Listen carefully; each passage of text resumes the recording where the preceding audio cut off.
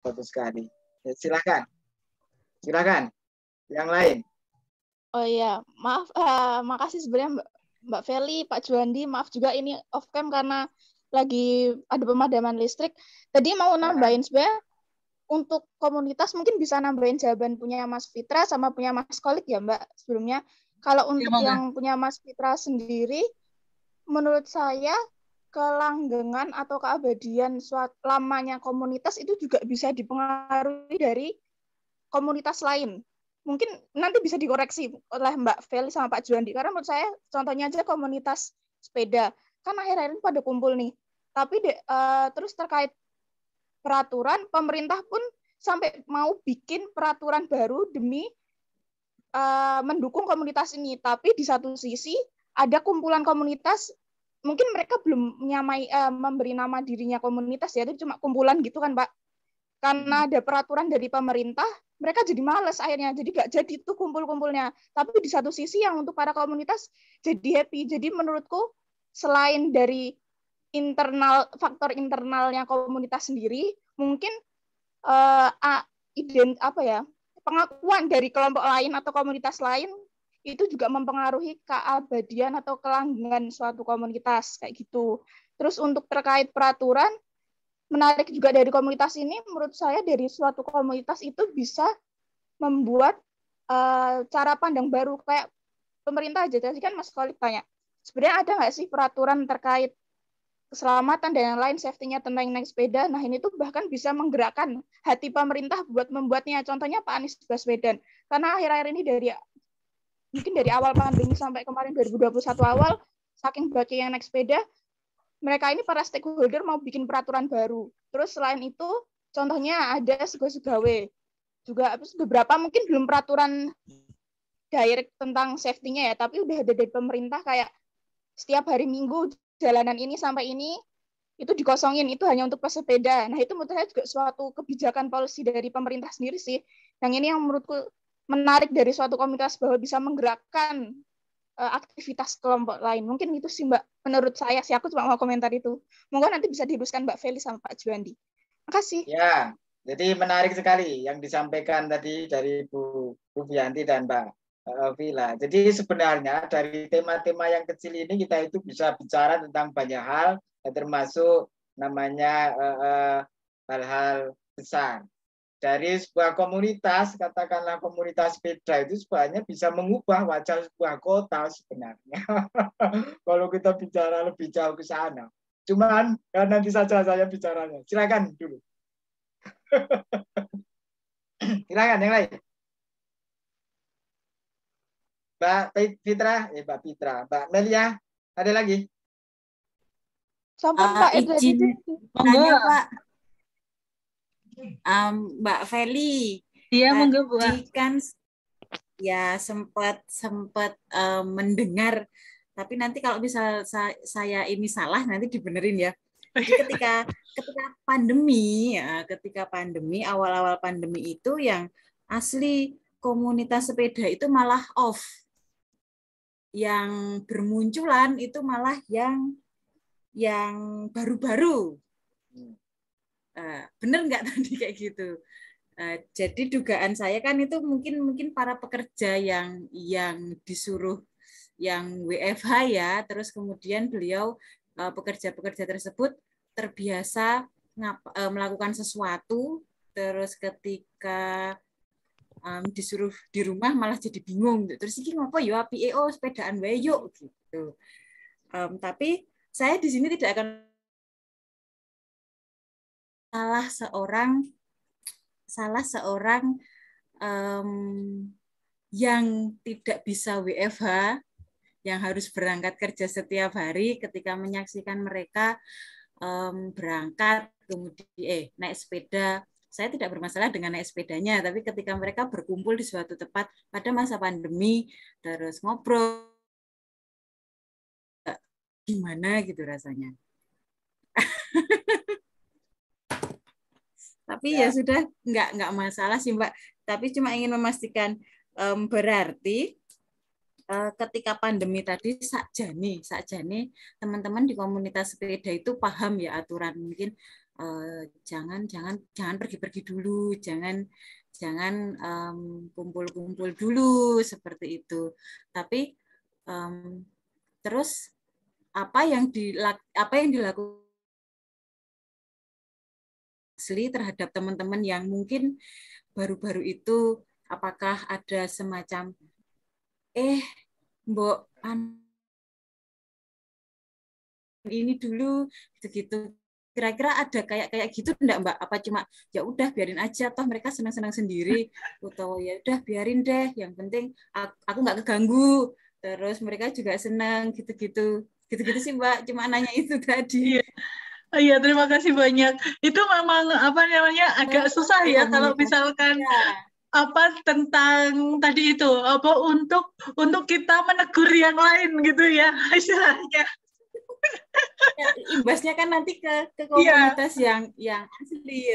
Demikian juga dengan yang misalnya nyelonong di lampu merah itu kan nanti imbasnya ke yang sesungguhnya ke komunitas sepeda yang asli gitu. Itu Mbak pertanyaannya, terima kasih. Ya, terima kasih banyak untuk pertanyaannya. Tadi sebenarnya saya lihat rekan saya tuh dari kelompok 1 yang angkat tangan.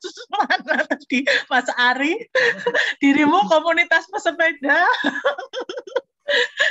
Jadi apa namanya? Mbak Feli. Mbak Feli terus saya cerita yang lain.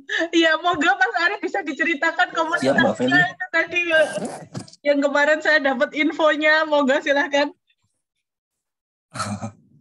Siap, izin menambahkan Mbak Feli dan Pak Juwanti serta rekan-rekan semua. Ya. Kalau berdasarkan pengalaman di komunitas saya, kebetulan sebenarnya udah berjalan lama sebelum pandemi. Jadi ketika sebelum pandemi itu kami secara rutin setiap Sabtu atau Jumat atau Minggu gitu bersepeda mungkin dengan jarak yang lumayan sekitar 40 kiloan gitu sekali goes. Tetapi setelah adanya pandemi ini kami justru memang memutuskan untuk mengandangkan sepeda kami. Itu bukan karena apa-apa, tapi karena kami waktu itu memang lebih kepada keselamatan dari diri kami masing-masing. Karena memang pada saat pandemi itu kan beritanya sangat luar biasa, sehingga kita, padahal kalau bersepeda itu kan pasti mungkin nggak kumpul-kumpul. Jadi kita istirahat, mungkin nggak sengaja pasti kita kumpul, dan di situ kita nggak mungkin akan, kita juga masih terengah gitu kan. Nah, untuk mengantisipasi hal itu, kami memutuskan untuk tidak melanjutkan sepeda itu. Tapi yang menjadi heran itu justru malah ketika kami mengandangkan sepeda kami, ternyata orang-orang lain yang tadinya itu nggak suka sepedaan, tiba-tiba jadi pada beli sepeda semua gitu. Dan sepedanya ternyata juga sangat berbeda dengan sepeda-sepeda kami. Mereka memang kelasnya beda lah. Mereka untuk bukan murni untuk olahraga, tapi untuk seperti yang tadi teman-teman pernah sampaikan tadi, untuk gaya hidup. Jadi kalau untuk tujuannya memang udah beda, Mbak Niken. Kalau kami untuk olahraga, jadi kami mengutamakan kesehatan.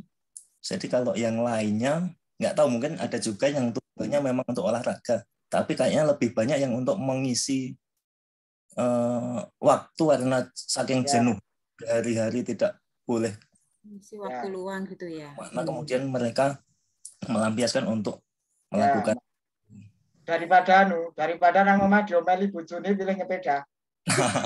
Mungkin seperti itu, Pak. Tapi biasanya istrinya juga ikut itu, Pak. Oh, syukur ya bojone yo melu. Terus terkait dengan komunikasi, misalnya kami mengandalkan sepeda, kemudian komunikasi dengan dengan kelompok lain tuh saya kira belum ada forum yang seperti itu. Jadi masih ya tetap, misalnya kami pengen mengamankan diri, ya kami mengamankan diri. Tapi kalau misalnya ada yang kelompok lain yang tetap mau jalan, ya kami tidak bisa melarang juga.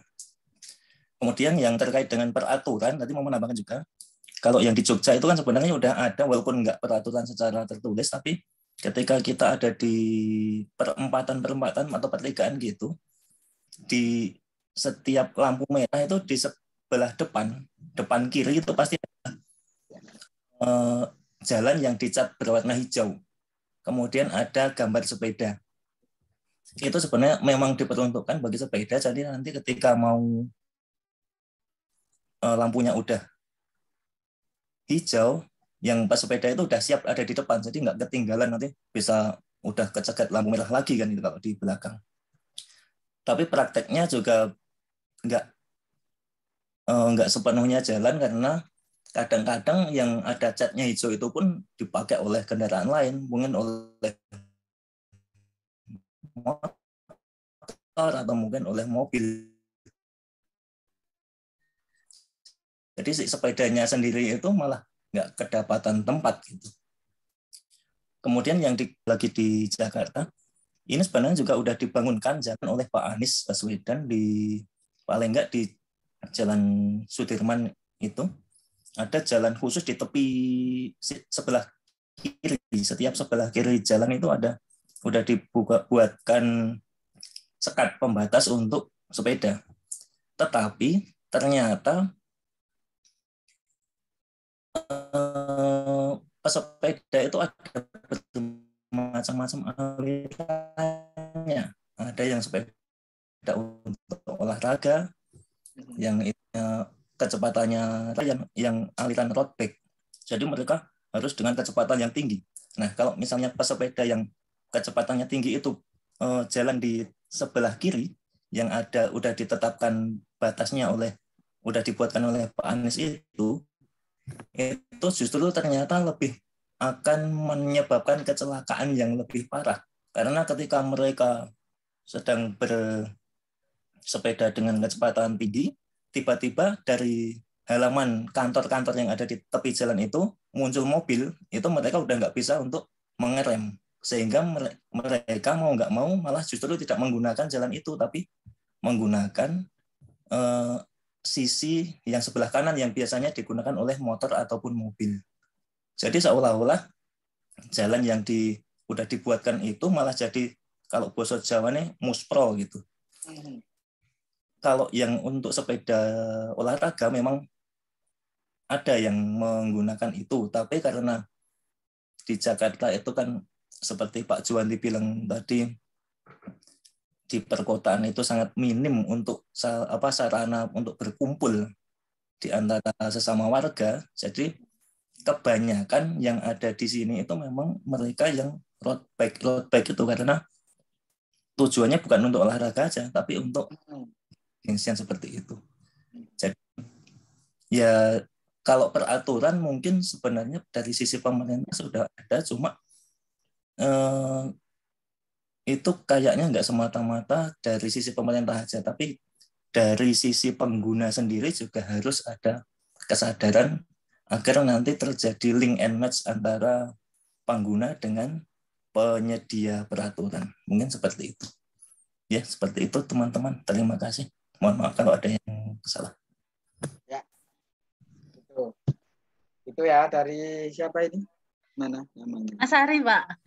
Ya, Pak, Mas Ari. Ya, terima kasih banyak. Problem berkaitan dengan tata kota tadi. Oke, ada yang lain? Uniken sudah, Pak Ari, Bu Adila, Bu Anissa belum. Bu Ruby ada tambahan? Belum, Mbak. Next presentasi aja. Iya, besok jatahnya Bu Ruby ya nih. Oke, ada lagi? Mas Abdul Khalik? Ada? Sementara cukup, Pak. Oke, baik. Ini sudah jam 21. Nanti sebentar lagi saya mau bimbingan skripsi. Jadi masih lanjut saya. Saya ingin kasih semacam rangkuman ya. Tadi ide-ide yang disampaikan oleh ibu-ibu dan mbak-mbak itu sebanyak luar biasa dan bisa digali lebih dalam. Jadi kita malam ini sekilas membicarakan hal yang sangat sepele, yaitu bicara tentang sepeda. Tapi kalau kita kaji secara lebih detail dari pembahasan tentang sepeda itu, kita bisa bicara tentang go green, kita bicara tentang tata kota, kita bicara tentang kesehatan mental masyarakat dan yang lain-lain. Tapi saya dalam konteks pemangku kebijakan, saya tidak yakin bahwa kita itu bisa berpikir sejauh itu atau sedetil itu. Saya ragu gitu. Jadi seperti yang saya sampaikan di awal bahwa komunitas itu penting. Kalau di masyarakat agraris, di masyarakat pedesaan, komunitas itu banyak. Mereka bisa bertemu karena sebagian besar profesinya adalah sama. Katakanlah petani, komunitasnya banyak, pertemuan banyak, sharingnya banyak. Nah di masyarakat industrial gitu, masyarakat perkotaan, memang mereka membutuhkan suatu komunitas, bukan hanya dalam konteks olahraga, tapi bagian dari pertemuan, eksistensi dan yang lain-lain itu penting sekali di dalam masyarakat urban, masyarakat perkotaan, masyarakat industri. Karena disitulah mereka bisa bertemu satu sama lain. Jadi bisa dimaknai sebagai gaya hidup, bisa dimaknai sebagai olahraga dan semacamnya. Jadi ketika kita bicara tentang sepeda, itu setidaknya kita bisa bicara tentang dua hal, yaitu sepeda sebagai mode transportasi dan sepeda sebagai bagian dari komunitas. Dan itu memang seperti yang tadi disampaikan Bu Ruby tadi, bahwa kita itu kadang-kadang mikirnya kejauhan, tapi prakteknya itu tidak ada dalam kenyataan kan itu. Kita harus di mana-mana ngomongin ayo bersepeda, ayo go green, ayo perubahan iklim dan yang lain-lain. Ayo kurangi polusi, ayo bersepeda. Gimana mau bersepeda wong secara lalu lintas dan semacamnya itu tidak mendukung bagi pengguna sepeda kan itu. Coba kalau misalnya dari sisi jalan bagus dan yang lain-lain itu komunitas itu akan sangat banyak kan itu. Jadi sebenarnya dari komunitas itu bisa mengubah sebuah kota misalnya kan. Jadi nanti pesepeda bukan hanya sebagai sebuah komunitas tapi sebagai gaya hidup, bahwa bersepeda itu sudah menjadi bagian sehari-hari. Karena sudah menjadi bagian sehari-hari di mana orang itu banyak yang naik sepeda, maka mau tidak mau kota itu akan berubah karena menjadi ada jalur sepeda dan yang lain-lain. Kan itu. Jadi bisa mengubah sebuah kota. Termasuk dari sisi kesehatan mental.